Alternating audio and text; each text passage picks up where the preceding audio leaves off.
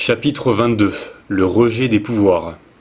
Après avoir montré le peu d'intérêt que présentent en réalité les prétendus pouvoirs psychiques et l'absence de tout rapport entre leur développement et une réalisation d'ordre spirituel ou initiatique, nous devons encore, avant de quitter ce sujet, insister sur le fait que, en vue d'une telle réalisation, ils ne sont pas seulement indifférents et inutiles, mais même véritablement nuisibles dans la plupart des cas. Il constitue en effet une distraction au sens rigoureusement étymologique du mot. L'homme qui se laisse absorber par les multiples activités du monde corporel n'arrivera jamais à centrer sa conscience sur des réalités supérieures, ni par conséquent à développer en lui-même les possibilités correspondantes à celles-ci. À plus forte raison en sera-t-il de même de celui qui s'égarera et se dispersera dans la multiplicité, incomparablement plus vaste et plus variée du monde psychique avec ses indéfinies modalités, et sauf des circonstances exceptionnelles, il est fort probable qu'il ne parviendra jamais à s'en libérer, surtout si, par surcroît, il se fait sur la valeur de ces choses des illusions que, du moins, l'exercice des activités corporelles ne comporte pas. C'est pourquoi quiconque a la volonté bien arrêtée de suivre une voie initiatique, non seulement ne doit jamais chercher à acquérir ou à développer ces trop fameux pouvoirs, mais doit tout au contraire, même s'il arrive qu'ils se présentent à lui spontanément et de façon tout accidentelle, les écarter impitoyablement comme des obstacles propres à le détourner du but unique vers lequel il tend. Ce n'est pas qu'il faille voir là nécessairement, comme certains pourraient le croire trop volontiers, des tentations ou des ruses diaboliques au sens littéral, mais il y a néanmoins quelque chose de cela en ce que le monde de la manifestation individuelle, tant dans l'ordre psychique que dans l'ordre corporel, si ce n'est même peut-être davantage encore, semble en quelque sorte s'efforcer par tous les moyens de retenir celui qui vise à lui échapper. Il y a donc là comme une réaction de force adverse qui peut d'ailleurs, tout comme bien des difficultés d'un autre ordre, n'être due qu'à une sorte d'hostilité inconsciente du milieu. Bien entendu, puisque l'homme ne peut s'isoler de ce milieu et s'en rendre entièrement indépendant tant qu'il n'est pas parvenu au but ou tout au moins à l'étape marquée par l'affranchissement des conditions de l'état individuel humain, ceci n'exclut nullement que ces manifestations soient en même temps des résultats très naturels, quoique purement accidentels, du travail intérieur auquel il se livre et dont les répercussions extérieures prennent parfois les formes les plus inattendues, dépassant de fort loin tout ce que pourraient imaginer ceux qui n'ont pas eu l'occasion de s'en rendre compte par eux-mêmes. D'autre part, ceux-là même qui possèdent naturellement certaines facultés psychiques anormales sont par là, comme nous l'avons déjà dit, désavantagés d'une certaine façon quant à leur développement spirituel. Non seulement il est indispensable qu'ils s'en désintéressent totalement et n'y attachent aucune importance, mais il peut même leur être nécessaire d'en réduire l'exercice au minimum, sinon de le supprimer tout à fait. En effet, s'il est recommandé de restreindre le plus possible l'usage des sens corporels, du moins pendant certaines périodes de travail plus ou moins prolongées afin de n'en être pas distrait, la même chose est également vraie de ses facultés psychiques, et de plus, tandis que l'homme ne pourrait pas vivre s'il arrêtait complètement et indéfiniment l'exercice de ses sens, il n'y a évidemment rien de tel dans l'autre cas, et aucun inconvénient grave ne peut résulter de cette inhibition. Tout au contraire, l'être ne peut même qu'y gagner quant à son équilibre organique et mental, et se trouver par suite dans de meilleures conditions pour entreprendre sans risquer d'être gêné par un état plus ou moins pathologique et anormal, le développement de ses possibilités d'ordre supérieur. Les producteurs de phénomènes extraordinaires sont le plus souvent des êtres assez inférieurs sous le rapport intellectuel et spirituel, ou même entièrement déviés par les entraînements spéciaux auxquels ils se sont soumis. Il est facile à comprendre que celui qui a passé une partie de sa vie à s'exercer exclusivement à la production d'un phénomène quelconque soit dès lors devenu incapable d'autre chose et que les possibilités d'un autre ordre lui soient désormais irrémédiablement fermées. C'est là ce qui arrive généralement à ceux qui cèdent à l'attrait du domaine psychique, même s'ils avaient tout d'abord entrepris un travail de réalisation initiatique, ils se trouvent alors arrêtés sur cette voie et n'iront pas plus loin. Heureux encore s'ils en restent là et ne se laissent pas entraîner peu à peu dans la direction qui, ainsi que nous l'avons expliqué ailleurs, va proprement au rebours de la spiritualité et ne peut aboutir finalement qu'à la désintégration de l'être conscient, mais même en laissant de côté ce cas extrême, le simple arrêt de tout développement spirituel est déjà assurément une conséquence assez grave en elle-même et qui devrait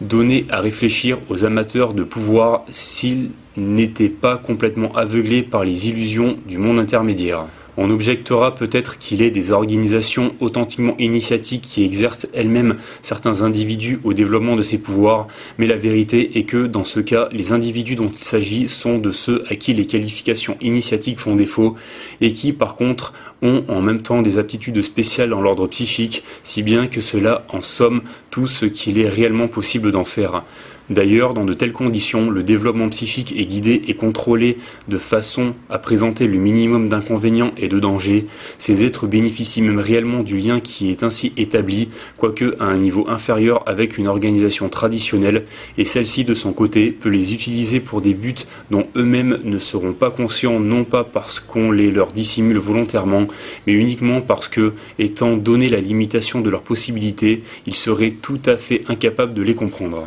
Il va de soi que les dangers dont nous venons de parler n'existent plus pour celui qui est parvenu à un degré de la réalisation initiatique, et l'on peut même dire que celui-là possède implicitement tous les pouvoirs sans avoir à les développer spécialement d'une façon quelconque, par là même qu'il domine par en haut les forces du monde psychique, mais en général il ne les exerce pas parce qu'ils ne peuvent plus avoir aucun intérêt pour lui. D'une manière analogue d'ailleurs, celui qui a pénétré certaines sciences traditionnelles dans leur essence profonde se désintéresse aussi entièrement de leur application et n'en fait jamais aucun usage. La connaissance pure lui suffit et elle est véritablement la seule chose qui importe, tout le reste n'étant que simple contingence. Du reste, toute manifestation de ces choses est forcément en quelque sorte une descente, même si celle-ci n'est à vrai dire qu'apparente